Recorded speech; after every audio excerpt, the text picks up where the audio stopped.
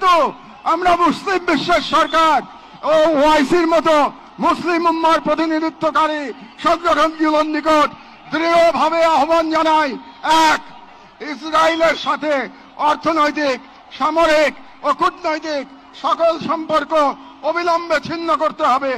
দুই, জায়নবাদী রাষ্ট্রের বিরুদ্ধে বাণিজ্যিক অবরোধ ও নিষেধাজ্ঞা আরোপ করতে হবে।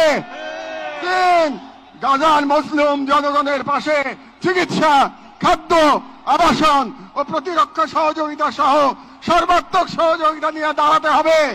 চার, আন্তর্জাতিক পর্যায়ে ইসরায়েলকে একঘরে করতে সক্রিয় কূটনৈতিক অভিযান শুরু করতে হবে।